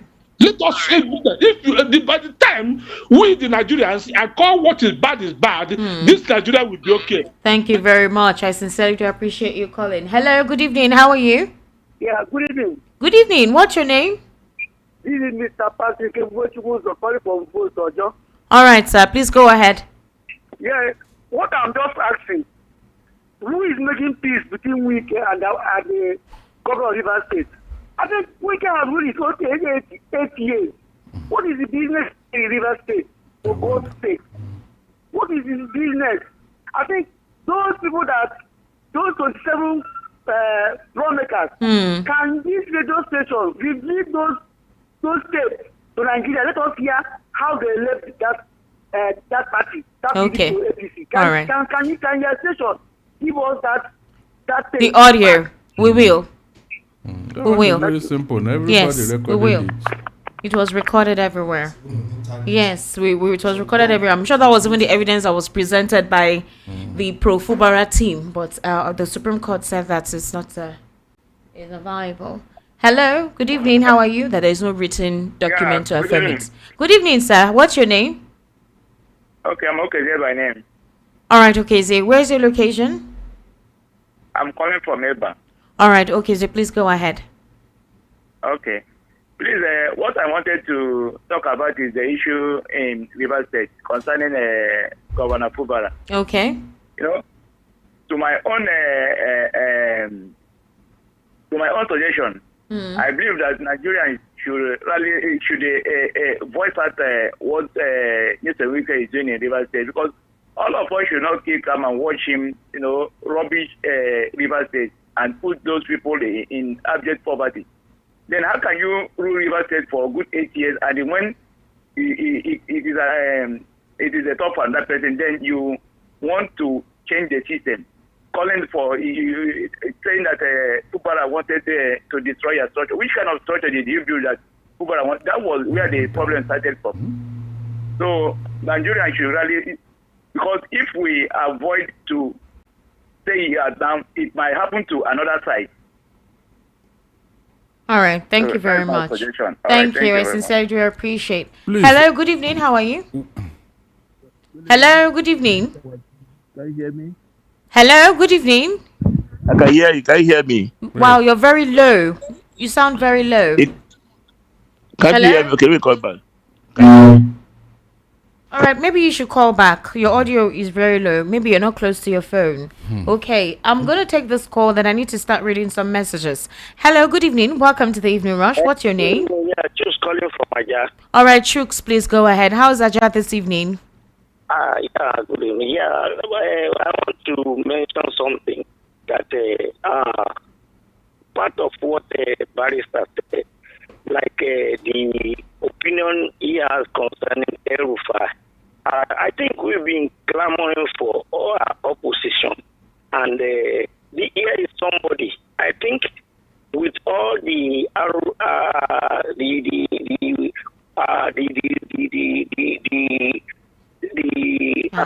what's the problem? Rumor that is going on around the country now, I think he's one of the most potent voice of opposition. Who is that? Now. Which woman? I don't know the reason. I mean, El-rufai. Okay, you're saying he's a potent opposition we have now? He's one of the most potent opposition that we have. And, you think so? I think if we can accommodate all the opposition, we can sift the wheat from the shaft at the end of the day. Okay. Other than at the first instance, we start condemning all. That is what my take is, because we need a lot of opposition to really counter this administration situation we are holding. Okay, I think I get your point now. Everything is terrible outside. I'm telling you, from health to education, I'm telling you, employment to manufacturing to general living of life. We need opposition. If there is no opposition, who are we going to put to against these people? That is my own point. All right, thank you very much, sir, for calling. Hello, good evening. How are you? You called back. Yeah, Can you hear me? This is Tony from Chicago. This is who? Tony? Chicago. Tony from Chicago. All right, Tony, please go ahead. So I think I want to comment on the issue about Fubara. I believe that Wike, I won't blame him so much, but rather I blame the president. The Wike is not shouting or gallivanting because of his power. Somebody sent him. He's working for somebody.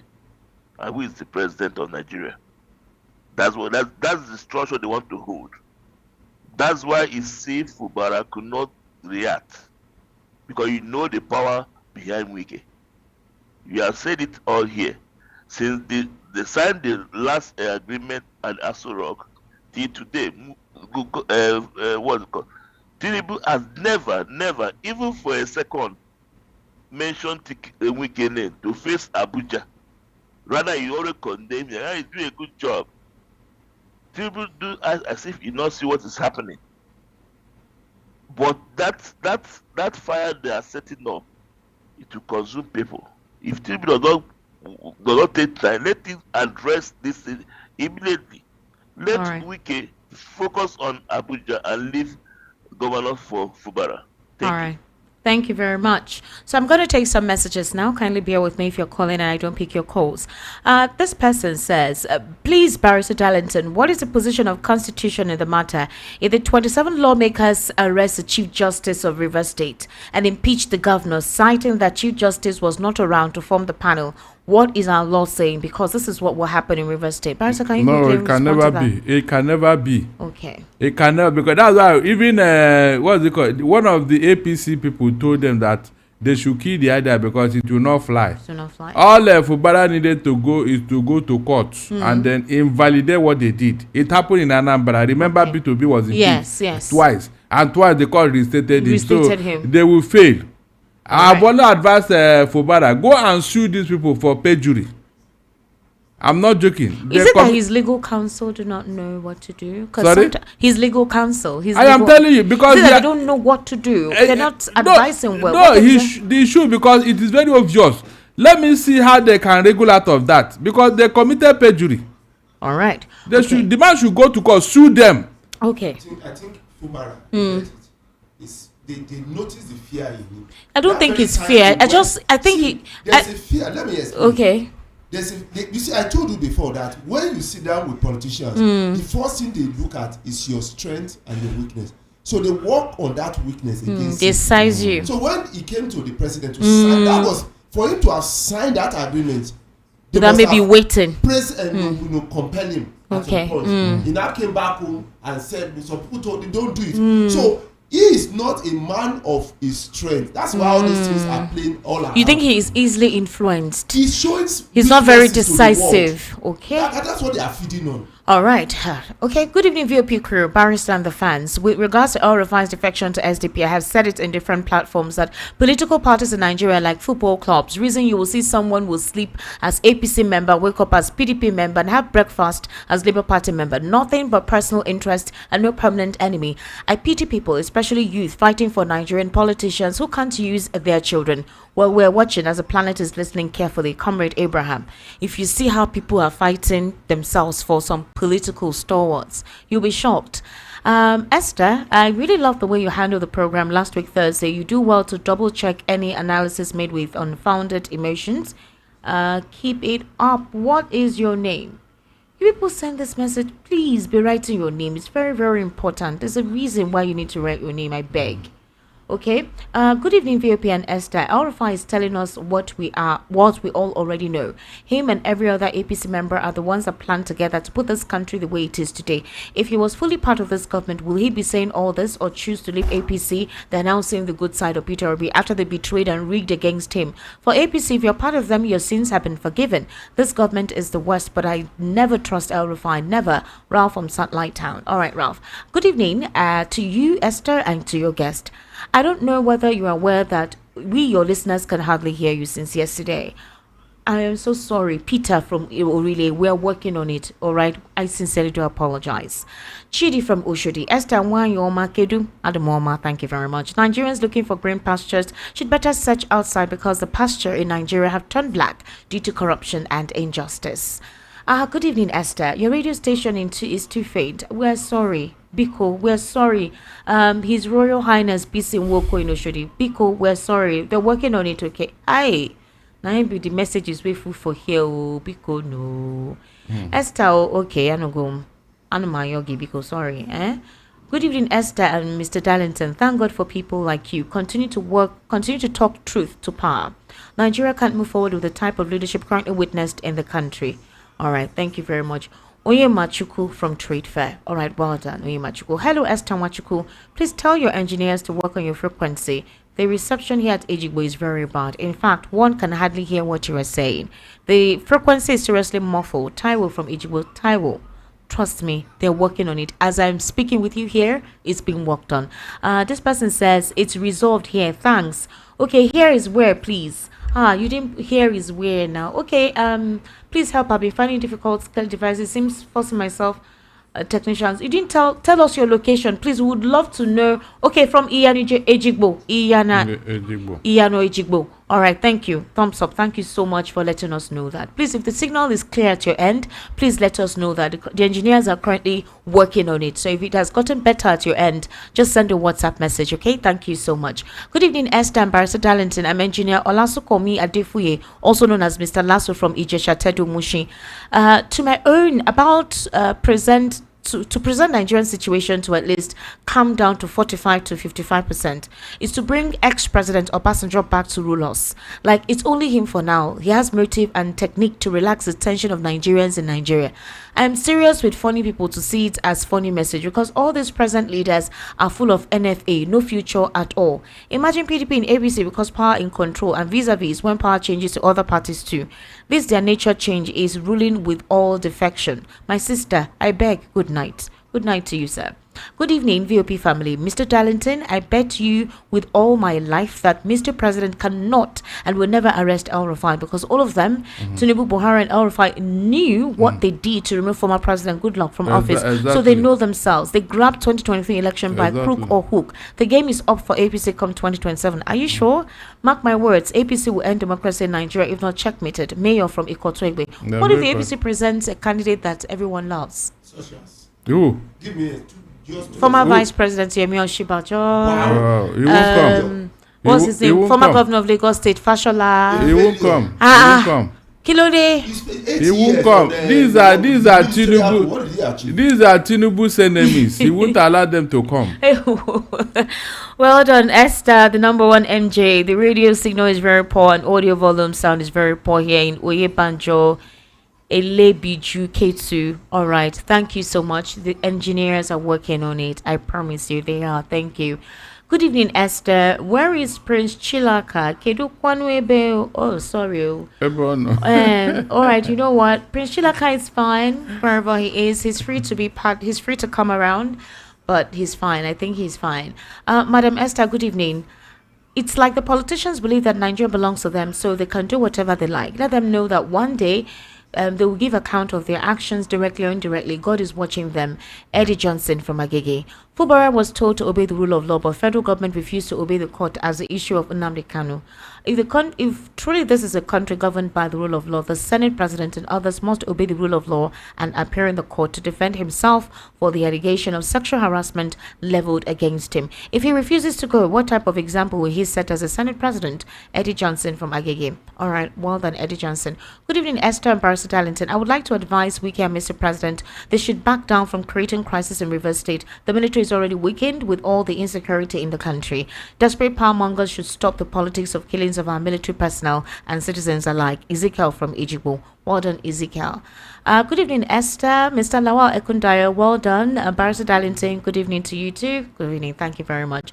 Unity is the best key to drive all the APC leaders out of that seat before Nigeria becomes a history. If it work out in favor of innocent Nigerian people, I will fully support them again with my vote against APC. Olakunle from Orisu Bari Egbeda, Lagos. All right, thank you very much, Mr. Olakunle. Good evening to you, Esther, Barrister Darlington, Mr. Lawal Ekundayo. Please, your station is not audible like before. We can't hear you loud and clear now. Please, I am so sorry. It's been worked on, okay? Honorable Barrister Darlington, Mr. Ekundayo, and lady with the sweet voice, I have troubled my brain so much thinking of what to say about this government. The more I think, the more one gets frustrated. But more, the last meat for the common man, once sold for 50 naira, is now sold for 300 naira. Does this man eat? Does this man eat every morning that he even has a temerity to insult journalists at his media chats? Almighty God shall judge all evildoers in this nation. Remain blessed. Grandma Maggie from Ushudi. Thank you, Grandma Maggie. Thank you so much. Esther Wachuku, good evening. The radio. Oh, sorry, Mabinu. All right, it's being worked on. Esther, good evening. Chai is another complaint. I am so sorry. Good evening. Wike and the president know they will lose 2027 election in Rivers State. That is why they are looking for means to bring Fubara down. Please, with the people, they should not allow such. Godwin from Tokbemu. All right. If Mr. Darlington was a barber and Wike is his customer, I'm sure the man must have been bleeding all over his head because Mr. Darlington would have used different objects to shave his head. Wike is another Tinubu. They love power. They love to be in charge, controlling people. They will do anything to be in control. But very soon, their power will clash and we'll see what happens after that. Whenever I hear his annoying voice being played on radio, I turn the volume down. The kind of people who make it to political power are nothing but upgraded street urchins with the way they speak. Hey! I love the way Tay writes because I patiently calm down to read his write-up because he takes his time to write. Thank you, Tay. Good evening, Esther and our Honorable Barrister Darlington, Mr. Lawa Ekundayo. Barrister Darlington, your analysis is Totorimio and Babeji from Oshodi. Queen Esther, Barrister Darlington is asking Nigerians to name one thing Tinubu has done for us. Please tell him that there are many, but unfortunately they are all like deadly killing viruses that are killing and destroying Nigerians. Since APC took over power from PDP, Tinubu should order Wike to let Fubara and Rivers people be. If he really believes and fought for democracy, please, where are all these incessant charges and increases by Tinubu's administration on everything for everyone in Nigeria going to? People should be patient. President said El Dorado is achievable. All right, it's patience. It's calm. Our democracy is crawling. Shouldn't have taken it over from Jonathan. I should have left Jonathan. Who should have? Who? Tinubu shouldn't have. Yeah, he shouldn't have taken over now. Abi. Yes, so if they are going to make things worse, why did they not take over from Jonathan? They assured us of change, economic revitalization, an end to insecurity, and an economic overturn. Well, anything is possible. Let's be positive, all right? Let's be positive. Until when all of us die, Abi. Yes, so Wike is an ingrate. If his political godmother, Mrs. Dame Patience Jonathan, is not in support of all Wike is doing to destroy Rivers State, not even Fubara, then why has silence over Wike's gross misconduct? But she was quick to embarrass and confronted Rotimi Amechi then. Is Rivers State no longer her state? Comrade Akpan Silas, Magodo Estate, Lagos. Good evening, VOP. Shakanade from Alaba, Oro. I feel like crying for Nigeria as it stands. I beg, no cry. Mary from Okafa, please, is it lawful for Wike to belong to two parties? I mean in APC and PDP, Barrister Darlington. In fact, that's when people say, when he was making noise about structure, that he wouldn't want Fubara to destroy his structure. Is it not wicked that has already destroyed his own structure? Because PDP made him in Rivers State. He has not taken it to APC. Is it not the same structure that he had taken to APC now? So who has destroyed the structure? Is it not a Wike? You see what I'm saying here? All So right. he's the one destroying himself, nobody else. He's the one. Because this anti-party activity, is this what structure means? Esther Wachuku, greetings to you and the guests. Please, Esther, whatever that is happening in Rivers State, Mr. President, Judiciary and Wike should take responsibility. They have destroyed Nigeria's system. Nothing remains again. Daniel from Agege. All right. Good evening, Esther. Good job you're doing. Thank you very much. Please, no vex. So, in your mind, I mean in your quiet time, when you retrospect, do you think Nigeria will ever get it right in the ways and manners things are going? When you take away any form of education from people, they'll become a confederate of fools, people who don't even know what they want, who go from Isolo. All right, you can't trust a man who is hungry, no matter how highly educated, because he's bound to compromise. Interested. All right, thank you very much. Good evening, Barrister Darlington and Mr. Mr. Ekundayo. Okay, thank you very much. Please let Nigerians begin to undermine Wike and make him look irrelevant in all aspects. Paying attention to someone like Wike will make him feel so important. Look at the way he's insulting the press people just because he paid for their interview. We will see how his end will be. Thanks, NS from Ocho. All right, thank you very much. Why there's problem in River State is because God is not happy with what they did to Peter Obi. Until they confess on how they stole what belongs to him and give it to another person, they will never again me. Hey, you say no peace for the wicked. Amobi from 7 Amobi. Now Bible talks to. Calm down. Calm down, Amobi. Calm down. Calm down. Okay. Good evening, Esther, Barrister Darlington, and Mr. Lawal. I'm Abraham from Mafoluku. What I want to say is that Nigeria's political system is rotten from the very top to the lowest bottom. For a former governor of a state who is currently a minister at the national level to make things rough and unbearable for the sitting governor of the said state, and all the president has up his sleeves is to say he's making peace between the former and present governor, shows that there is a monkey's hand in the soup pot. The president has an agenda that he wants to achieve in Rivers State, hence appointing the former governor minister as compensation for him to achieve his hidden agenda. In a well-democratically organized state, there is no business between the former governor of a state meddling into the affairs of the state with a new sitting governor. Why would Wike not focus on his ministerial appointment and let Fubara be and direct the affairs of the state that he is elected to do? This just boils down to that the whole political system needs an overhauling. Gradually, we're moving into dictatorship by the president. He wants to control everything and put the whole government under his kaftan. Your message is long and deep. Okay, Sazi in Koshofe, single bad at home but good in the car. Greetings to you all. Thank you so much, Sazi from Koshofe. Thank you. Thank you so much. Good evening, all. Please, your signal is poor in Festac. I can barely hear you guys. Chike from Festac. Chike, we're sorry and it's been worked on. Good evening, Esteri and all your guests. You guys are really doing a good job. I mean, the Lord bless you in all you do in Jesus' name. Amen. Just to compliment one of your callers who said he has no contribution to the topic, insisting is their wahala that he only called to greet you guys. Kudos to him. Okay, oh no wahala. VOPs, oh sorry. All right, we're so sorry. We're working on that. Omo, is this Dio from Fagba? Dio, not Dio. Dio they write episode. He has called now. No, Dio from Fagba. Today he has called and greeted us. Okay, Dio, well, let me read your message. Let me take my time. Good evening, Esther and Oga Darlington. Olamile come from Lagos. In absence of rule of law, impunity will be the order of the day. Daily priority me, David Hunde, and many brilliant minds like me too foresee that it will be a nightmare. If this is the cash and carry INEC and judiciary allow this government to enter power, thank God we were vindicated. You can see that this government has turned this country to a gangster paradise by compromising all institutions for 2027 gain, especially cash and carry judiciary. You can see the frivolous judgment of Rivers, Osun, Kano, and Lagos. This is impunity and chaos is looming. How will there peace be without justice? It's a shame. The worst of us is ruling the best of us. Truly, there was a country. Dial from Fagba. Dial, thank you very much. All right, I think I'm done with all the messages. I will take two more calls, and then we'll wrap up the conversation. So 08036929933 08036929933. I try to take as many messages as possible, and I completed the WhatsApp messages, thank God. So let me take this call. Hello, good evening. How are you? How are you, sir? Good evening. Welcome. How are you? I'm fine. What's your name? I want you to nice to hear your voice. Thank you very much, sir. What's your name, sir? Yes, This is Favor Ajapo.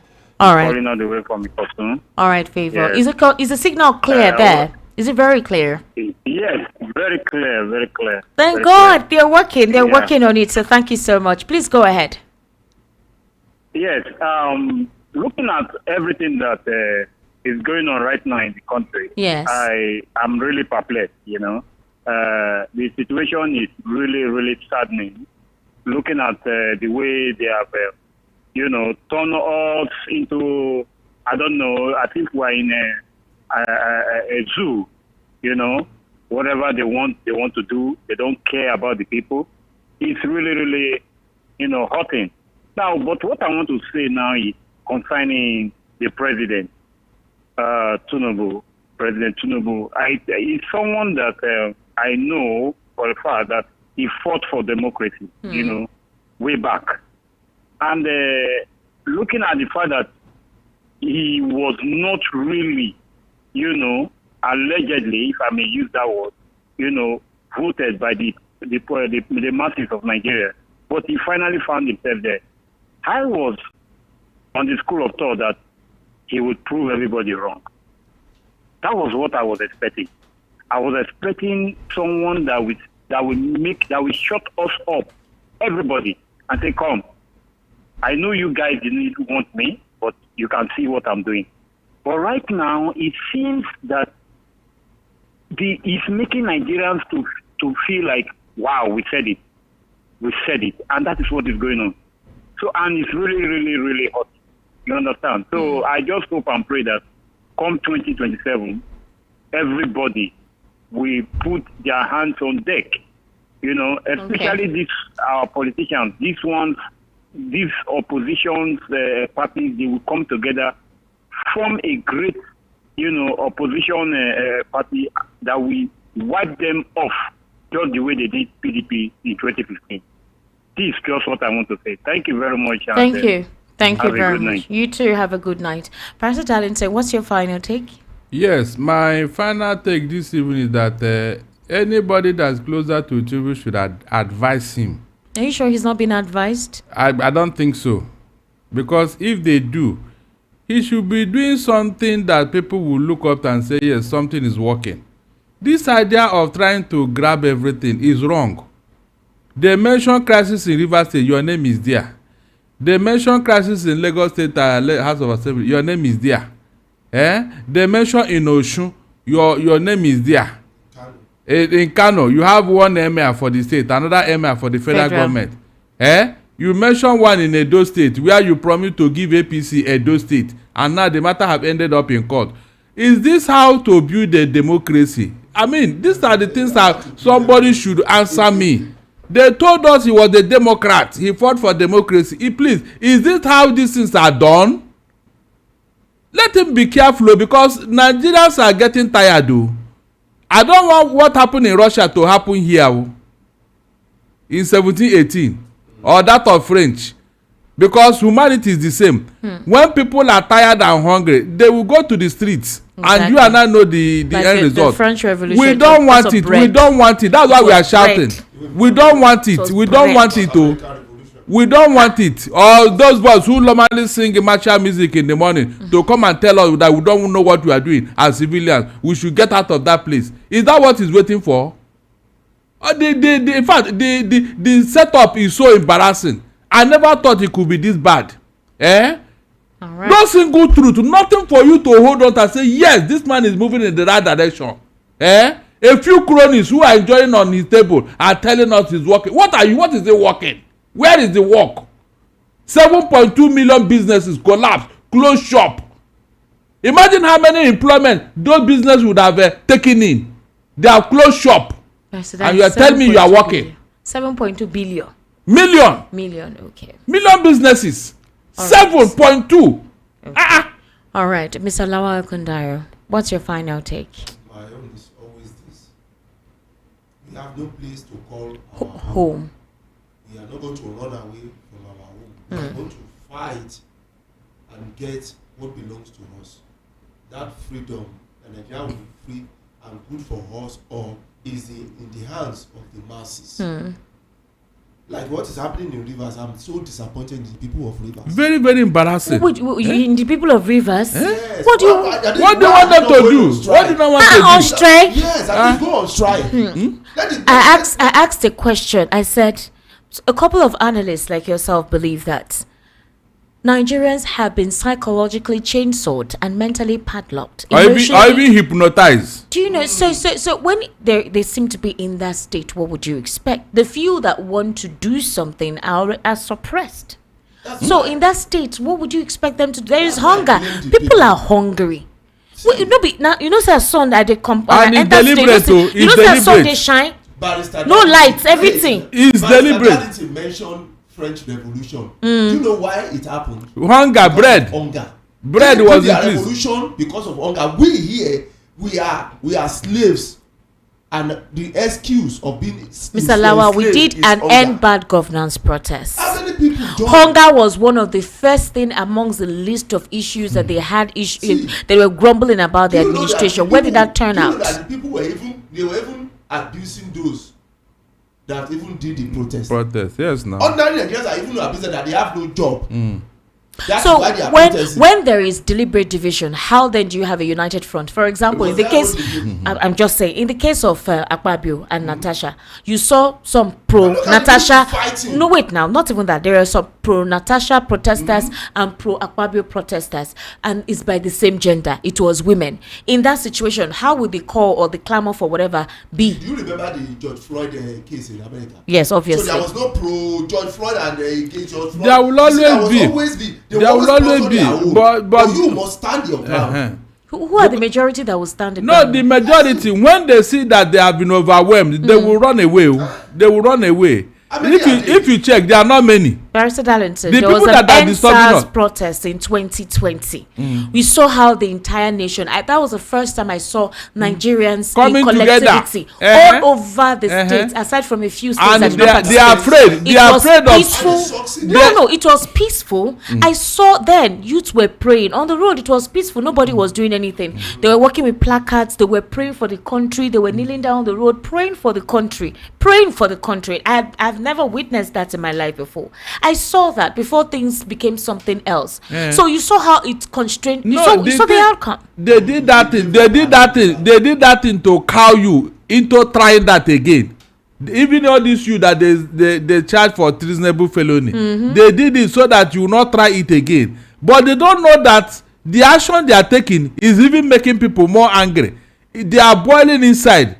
When that thing will now boil over, I don't know which army in the world that will contain it. That's what we are saying here, because humanity is the same.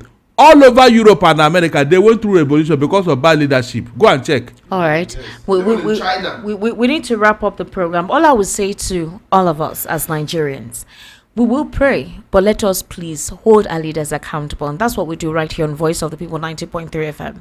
There is nobody that doesn't want this country to work. Now all of us stay here. We will not get means to travel outside the country. Can not be here we go day. So nobody wants any offshoot of our democracy. Nobody wants any form of anarchy or chaos. We need a thriving environment so we can feed, we can work, we can take care of our home and just enjoy our country. I think that's what is important, and good leadership is the only thing that can make that become manifest. So please, our leaders should do the needful.